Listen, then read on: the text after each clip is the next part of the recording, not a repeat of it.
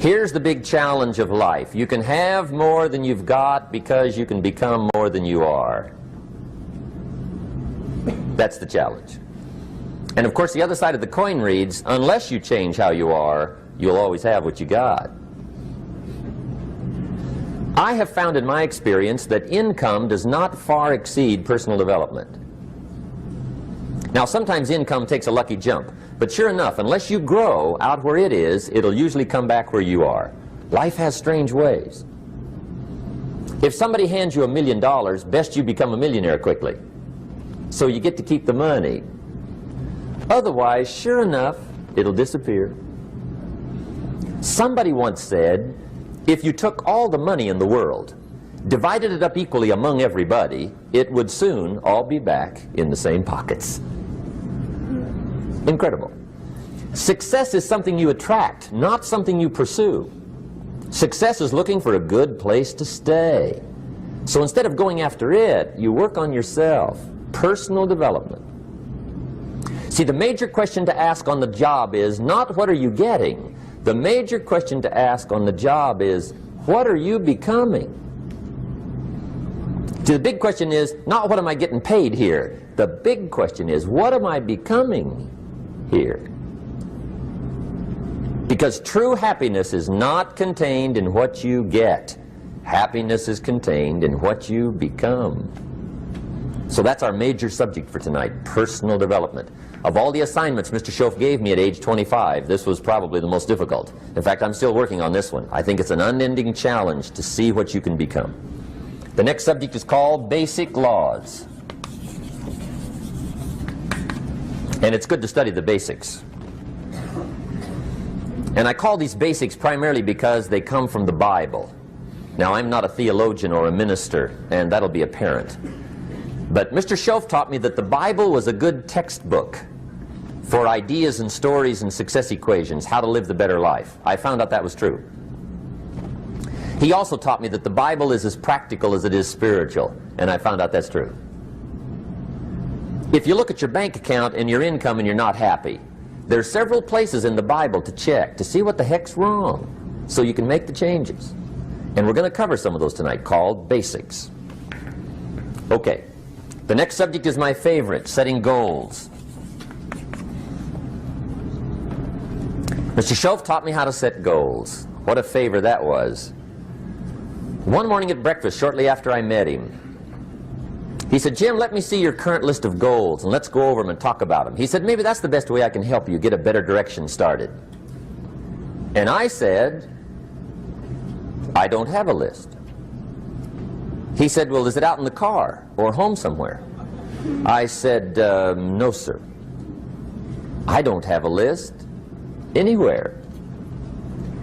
He said, well, young man, that's where we got to start. He said, I can tell you right now, if you don't have a list of your goals with you, he said, I can guess your bank balance within a few $100s. Which he did. And that got my attention. I said, you mean my bank balance would change if I had a list of goals? He said, drastically. That day I became a willing student how to set goals. And sure enough, learning how to set goals changed my life. And I often wondered why no one had ever taught me how to set goals up until age 25. I went to high school, but if they offered it, I missed it. I went to college for a year, never heard it. I worked for Sears. Really. And to my knowledge, Sears never taught it. Right? How to set goals. So here I am, age 25, married, my family's starting, I've been to college, I'm working, and I still don't know how to set goals. But fortunately, when I was 25, I met the man who taught me how, and it revolutionized my whole life. Economically, socially, personally, it's incredible. So I want to share with you tonight what Mr. Schoaf shared with me, how to set goals. It can be a life changer. Okay. The next subject is the negative part of the seminar. Life is part negative, so we got to talk about the negative. And this subject is called diseases of attitude. Diseases of attitude. There's a lot of things that can wreck your chances to do well. We live in a rather dangerous world, so you got to be not only wise, you got to be careful. Now, attitude diseases are just as bad as physical diseases, right? High blood pressure, heart trouble. I mean, a lot of things lace your chances to do well. So you've got to be careful. And attitude diseases are deadly. I mean, they'll destroy all the good things you start. Okay? So we'll go through those attitude diseases, how to spot them, how to look for them, what they are, and the cure. And I'm a pro on these because I've had them all, so I can give you excellent advice on these. Now, the last subject we're going to consider tonight is called the day that turns your life around. The day that turns your life around. And under this subject, we're going to talk about the emotions that can change your life. Human beings are emotional creatures, and emotions are powerful for life change. Now, of course, emotions are so powerful they can go either way on you. Emotions can either build or destroy. So you really have to employ emotions properly. We call civilization the intelligent management of human emotions. If you can intelligently apply your emotions in the right direction, no telling what can happen. Could turn your life around one day would be sufficient. So we'll talk about those. Okay. Now that's a lot to cover in one evening, but we'll keep at it here and see if we can't get it all done. I'd like to have you now jot down the theme of the seminar. Every seminar should have a theme, I guess. We've got one. It's on some of our literature if you happen to notice it, but if you didn't, for your notes, here it is. The theme of the seminar goes like this: the major key to your better future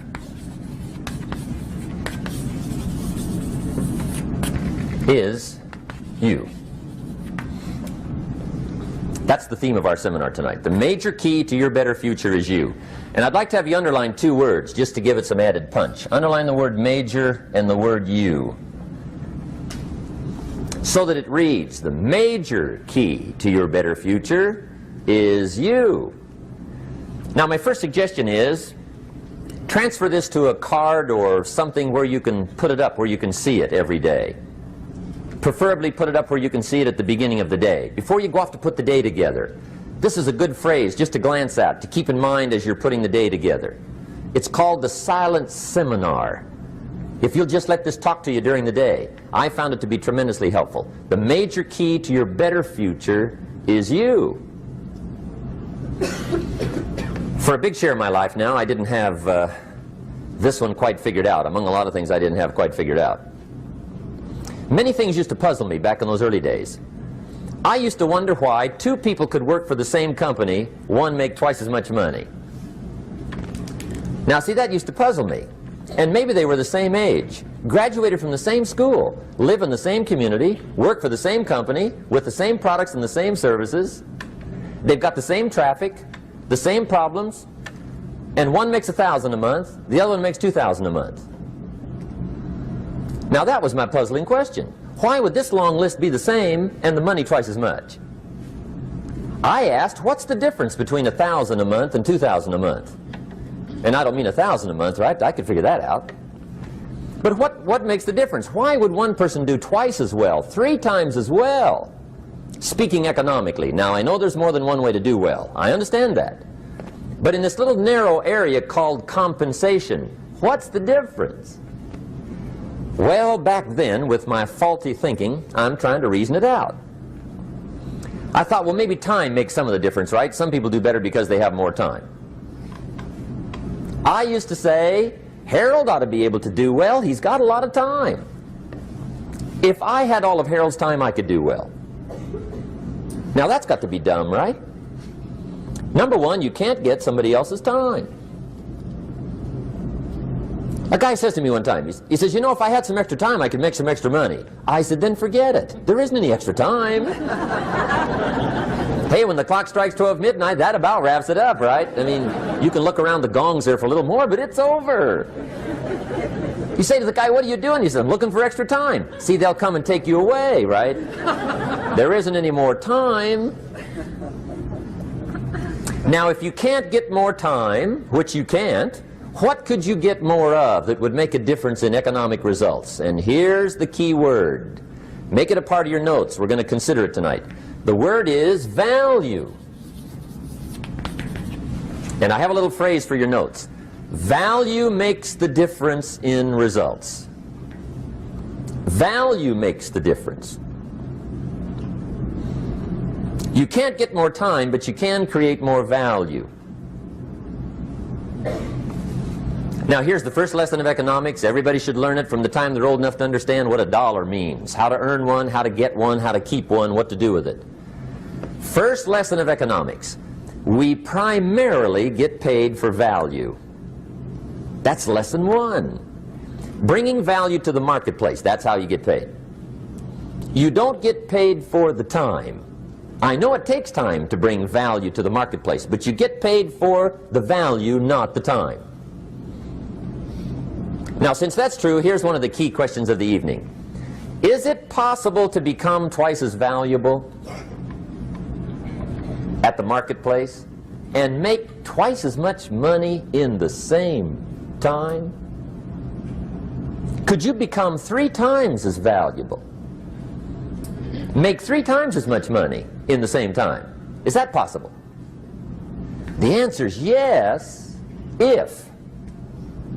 And it's always if, right? Life is known as the big if. Harry Truman once said, life is iffy. How true. And here's the big if we're going to consider it tonight. It's possible to do much better at the marketplace if you go to work primarily on yourself. And that's the theme of our seminar tonight. Learning to work primarily on yourself. People have asked me for the last 24 years, how do you develop an above-average income? And the answer is, become an above-average person. Develop an above-average handshake. Some people want to be successful, they don't even work on their handshake. As easy as that would be to start on. They let it slide, they don't understand. Develop an above-average smile. Develop an above-average excitement. Develop an above-average interest in other people. Develop an above-average intensity to win. See, that'll change everything. Probably one of the most frustrating experiences in life is looking for an above-average job with above-average pay without becoming an above-average person. It's called frustration.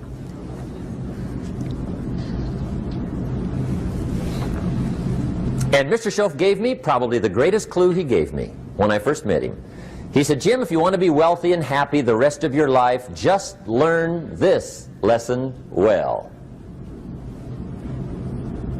He said, learn to work harder on yourself than you do on your job.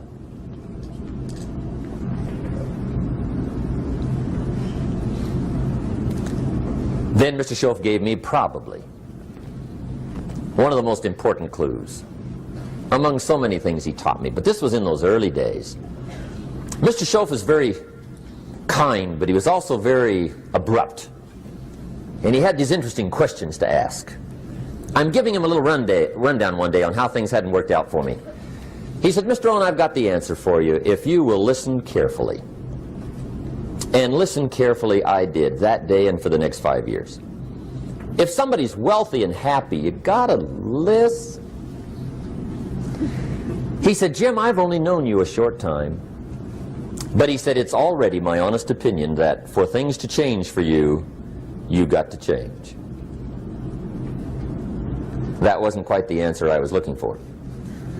But that's the answer he gave me, and I pass it along to you on this warm summer evening in Anaheim, California, 1981. For things to change for you, you've got to change. Otherwise, it isn't going to change. Before I met Mr. Schoaf, I used to say, I sure hope things will change. Right? That seemed to be my only hope. If it isn't going to change, I'm in serious trouble. And then I discovered it isn't going to change, so I'm in serious trouble.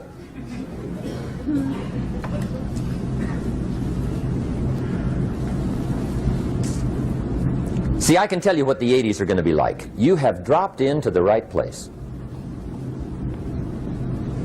I did a seminar one time for Standard Oil executives and management in Honolulu. And we're having a conference one day on this big conference table. And one of them said to me, Mr. Rohn, you know some fairly important people halfway around the world. What do you think the 80s are going to be like? I said, gentlemen, I do know the right people. I can tell you. So they all listened very carefully. And I said, gentlemen, based on my wide experience, I can really honestly say to you, in my opinion, in the 80s, it's going to be about like it's always been. Aren't you glad you came? That's inside. I don't pass that around just everywhere. Now, of course, I said that to make a point, but I also said it because it's accurate.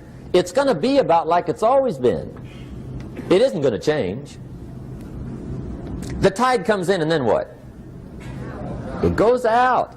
For 6,500 years that we know of, recorded history, and probably long before that. So it is not going to change. It gets light, and then what?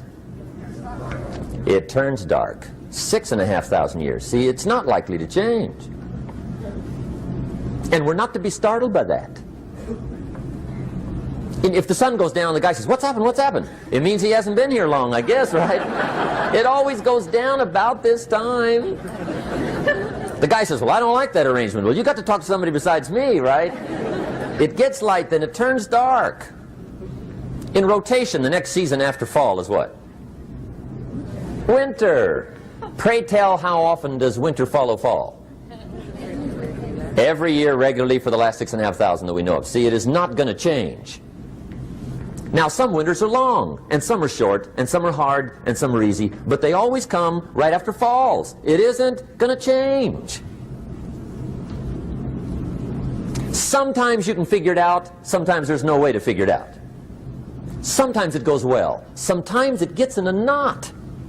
Sometimes it sails along, sometimes it gets in reverse. See, that's not going to change. The last 6,000 years reads like this: opportunity mixed with difficulty. That's how it reads. It isn't going to change. The man says, well, if it isn't going to change, how will my life ever change? Answer, when you change. And whether I'm talking to high school kids or business executives, my message is always the same. And it goes like this: the only way it gets better for you is when you get better.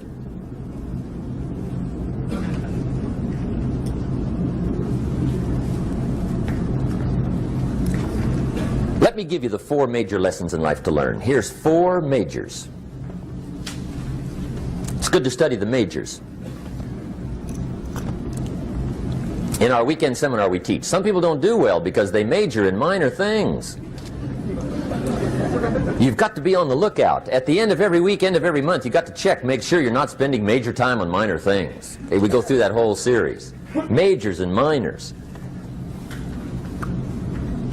Now, let me give you 2 phrases before we get to the 4 majors. This will set it up and you'll see where I'm going. 2 key phrases for your notes. Here's the first one. Life and business is like the changing seasons. That's the first phrase. Life and business is like the changing seasons. One of the best ways to describe life, it's like the seasons.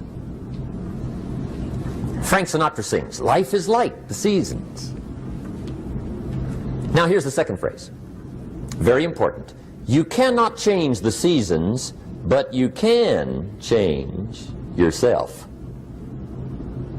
You can't change the seasons, but you can change yourself. And see, that's how life gets better for you, not by chance, but by change. Now here's the 4 major lessons in life to learn. I've got my first book finished, came out a couple of weeks ago. This is in it, the 4 major lessons in life to learn. Here they are. Number 1, learn how to handle the winters. That's lesson 1. They come right after falls, with regularity. Some are long, and some are short, and some are hard, and some are easy, but they keep coming. You must learn to handle the nights. They come right after days. You must learn to handle difficulty. It comes right after opportunity. You must learn to handle recessions. They always follow progressions. For the last 6,000. See, it isn't going to change. The lesson you must learn is how to handle it. And there's all kinds of winters, right? The winter when you can't figure it out. The winter when it all goes smash. The winter when it turns belly up. The winter when it won't work, when you've run out of money and you've got a broken heart. See, those are winter times. There's all kinds. Economic winters, social winters, personal winters. When your heart is smashed in 1,000 pieces and the nights are unusually long, your prayers seem to go no higher than your head. It's wintertime. Barbra Streisand sings, "It used to be so natural to talk about forever, but used to be's don't count anymore. They just lay on the floor till we sweep them away. You don't sing me love songs, and you don't say you need me, and you don't bring me flowers anymore." A song of winter. But see, the disappointments come. Those are normal. That's part of life. But the question is, how do you handle it? How do you handle the coming winters and the disappointments and the down times? Well, you can't get rid of January by tearing it off the calendar. But here's what you can do. You can get stronger, you can get wiser, and you can get better. The winters won't change, but you can. And that's how life changes for you. See, before I understood, when it was winter, I used to wish it was summer. I didn't understand. When it was hard, I used to wish it was easy. I didn't know. And then Mr. Schoaf gave me a part of his very unique philosophy when he said, "Don't wish it was easier, wish you were better." See, that triggered my whole life change. Don't wish for less problems, wish for more skills. Don't wish for less challenge, wish for more wisdom. That's the key. So that's lesson one, learn how to handle the winters. Here's lesson two, learn how to take advantage of the spring. That's the second one. Spring is called opportunity. And spring follows winter. What a great place for it. If you were going to put it somewhere, that'd be the place to put it, right after winter. And pray tell, how often does spring follow winter? Every year with regularity, 6,000. You can almost count on it. See, opportunity always comes. Days follow nights. Isn't that terrific? Opportunity follows difficulty. But here's what you must learn to do. Underline these two words in that key phrase. Take advantage. Underline those two. You must learn to take advantage of the spring. See, just because spring rolls around is no sign you're going to look good come fall. You got to do something with it. In fact, you have to get good at one of two things in life. Planting in the spring or begging in the fall. Or get somebody to do it for you. See, those are about the only alternatives. Now here's what else you must do. Take advantage of the springs quickly, because there's only a few. Just a handful of springs have been handed to each of us. They don't come forever. Life is fairly brief. So you got to read every book you can get your hands on what to do with your springs while they're here. And take advantage, they soon run out. The Beatles wrote, "Life is so short." And for John Lennon, it was extra short. But life is brief.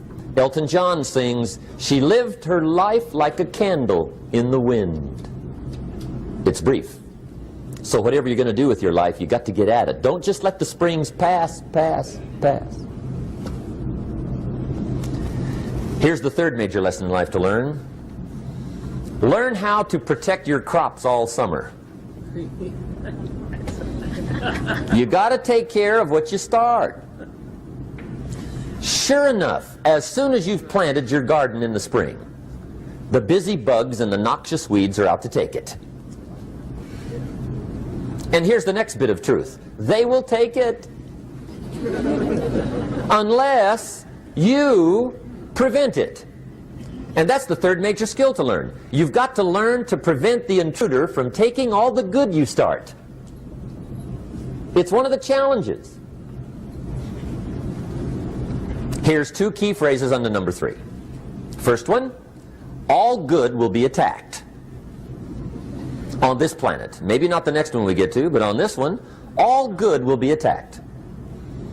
Every garden will be invaded. Not to think so is naive. And here's the second phrase. All values must be defended. Political values, social values, community values, family values, marriage values, friendship values, business values. Every garden must be tended all summer. Third major lesson. Now here's number 4. Fourth major lesson in life to learn. Learn how to reap in the fall without complaint. Learn to reap come harvest time without complaint. Take full responsibility for what happens to you. It's one of the highest forms of human maturity, accepting full responsibility. It's the day you know you've passed from childhood to adulthood, the day you accept full responsibility. And another note, learn to reap in the fall without apology. Without apology if you do well, and without complaint if you don't. That's maturity. I used to have that long list of reasons why I wasn't doing well. To explain. You got to explain, right? Otherwise you're going to look bad. I used to have this funny list called Reasons for Not Looking Good.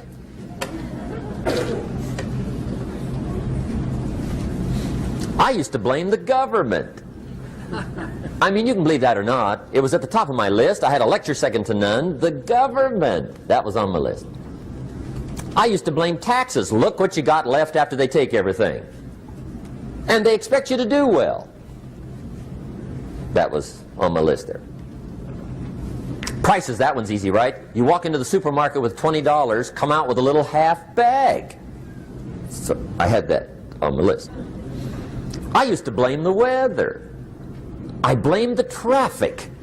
I used to blame my car. I blamed the manufacturers. I used to blame the company. I blamed company policy. I used to blame the training program. I blame my negative relatives. They were always putting me down. I blame my cynical neighbors. They're just selfish, looking out for themselves. Won't loan you money? They were on my list.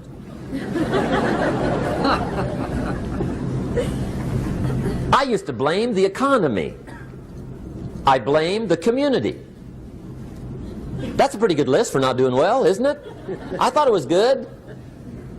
I'll never forget one day, Mr. Schoaf was very kind, but he was also very blunt, and this was no exception.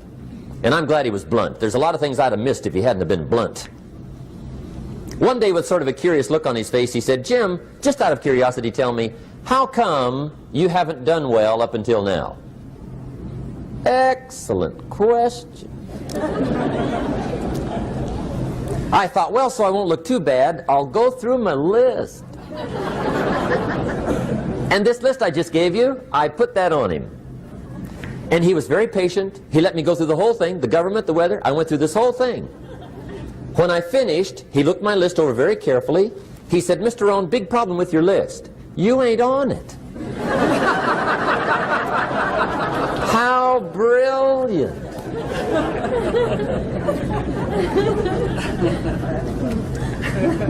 When I went to work for him a few months later, I learned very quickly to tear up my list, reasons for not doing well, and I threw it away. And I got me a fresh piece of paper. And I put one word on it. Me. There's a black heritage spiritual that says, "It's not my mother nor my father, nor my brother nor my sister, but it's me, oh Lord, standing in the need of prayer." See, I used to blame everything outside. And then let me give you a little philosophy that helped turn my life around. For your notes, here it is. It's not what happens that determines the quality or the quantity of your life. It's not what happens. And the reason is because what happens happens to about everybody. No different. The sun went down on all of us last night. A common event, a happening. And I found out that the same things can happen to two different people. One gets rich and one stays poor. Why is that? It's because it's not what happens, but rather it's what you do that changes everything. So that's a key phrase. It's not what happens, it's what you do. What happens is about the same. You might put that in parentheses here. Same. What people do, that's what's different. Anything can happen, right? Everything can happen. I've heard all the stories. I've been one of the stories. Hey, we could all tell stories all night long, right? Happenings. Anything can happen. Have you heard of Murphy's Laws? Anybody here heard of Murphy's Laws? Okay, most of you have. Murph had these laws. One of them was, if anything can go wrong, it will. That's one of Murphy's Laws. He was not one of the great positive speakers of the day. But anyway, it's still true though, right? Anything can go wrong, everything can go wrong. For sure. I've fallen out of the sky so many times. Once to the tune of a couple of million. Devastating. Took me a while to survive that one. Now, it wasn't all that much, but it was all I had. Right? I mean, that's when it's much, right? When it's all you got. If you got 3, 2 go, you got 1 left, you ain't looking that bad. But when it all goes, has anybody been there when it all went? Anybody? Come on, the rest of you liars. Go ahead. Hey, we've all been there, right? When it all went. Of course, it used to be a long time ago, right? When you ran out of money, got to 0, you were all through. Heck, now you can whistle right on by 0, right? I mean, they will bury you. That's what they will do.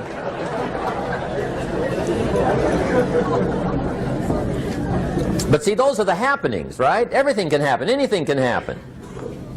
But it's not the happenings. It's what you do about it. Somebody says, yeah, but you don't understand the disappointments I've had.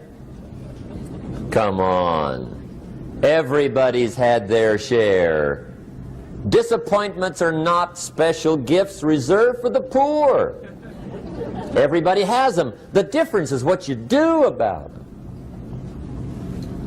It's not the weather. I used to blame the weather, and I discovered it rains on the rich. So see, that won't help. 2 men wake up one morning, there's a rainstorm on. One of them looks out his window, sees the rainstorm, and he says, wow, what a storm. With weather like this, they can't expect you to go out and make sales. He stays home. Same morning, the other guy looks out his window, sees the same storm, says, wow, what a storm.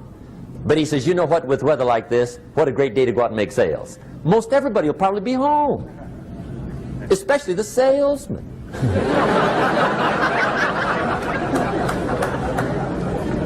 See, that's the difference in how your life works out. It's not what happens, it's what you do. So here's one of the key questions of the evening. Starting tomorrow, what are you going to do that'll make a change in your life's direction? Good question. What are you going to do starting tomorrow that'll make a difference? Now see, if you don't do something starting tomorrow that'll make a difference, guess what? It's gonna be the same. And see, that way you can guess what the next 5 years are going to be like. Look at the last 5. Because the next 5 are going to be like the last 5 unless you, major key, tomorrow, change it all. Or change a little, or change something, or don't change. It's choice time. You can do whatever you want. But it's nice to know any day you wish you can change your whole life. What can you do starting tomorrow that'll make a difference? Good question. What can you do with economic chaos, massive disappointment? What can you do with a broken heart? What can you do when it won't work? Good question.